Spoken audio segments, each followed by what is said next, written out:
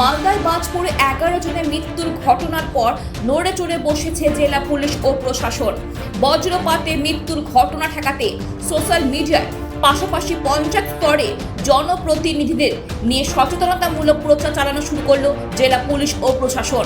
পাশাপাশি লিফলেট ছাপিয়ে গ্রামীণ এলাকাতে মূলত সচেতনতামূলক প্রচারে জোর দিয়েছে জেলা পুলিশ ও প্রশাসন। ঝড় বৃষ্টির সময় বজ্রপাত ঠেকাতে সাধারণ মানুষকে কিভাবে সচেতন থাকতে হবে সে ব্যাপারেও জনসমক্ষে প্রচারের মাধ্যমে তুলে ধরছে প্রশাসন। আগামীতে যাতে কোনো রকম ভাবে বজ্রপাতে অঘটন না ঘটে সে ব্যাপারেও সাধারণ মানুষদের সতর্ক থাকারও আহ্বান জানিয়েছে প্রশাসন।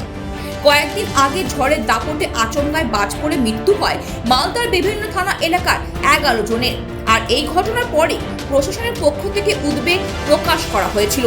যদিও রাজ্য সরকার তরফ থেকে মৃতদের একাকালীন 2 লক্ষ টাকা করেও সহযোগিতা করা হয়, কিন্তু শুধু সহযোগিতা নয়, মূলত গ্রামীণ এলাকায় এই প্রাকৃতিক দুর্যোগ রুখতে মানুষকে সতর্ক থাকার বার্তা দিয়েছে জেলা প্রশাসন।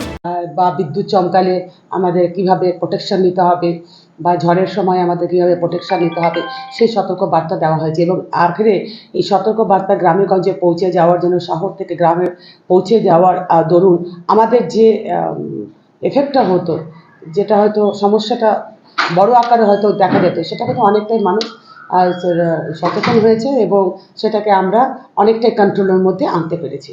মালদা আনফর্চুনেটলি একটা ইনসিডেন্ট হয়েছে কিছুদিন আগে, যেখানে 11 লাখ মতলব ওখানে ভিকটিম হয়েছে লাইটনিং জন্য। তো আমরা তারপরে একটা অ্যাওয়ারনেস ক্যাম্প জন্য আমরা কিছু কিছু রিসার্চ করেছি, ইনস্ট্রাকশনস ওর যে অর্গানাইজেশনস আছে ওনার থেকে। তো আমরা একটা প্যাম্পলেট এখন সবাইকে দেবো কি কীভাবে লাইটনিং যখন হচ্ছে তো আপনাকে কীভাবে সেফটি প্রিকশনস কীভাবে নিতে হবে। আর ওটা আমরা ফেসবুকেও দেবো আর থানাকেও আমরা একটা প্যাম্পলেট করে সবাইকে দিতে বলবো। আর যে রিপ্রেজেন্টেটিভস আছে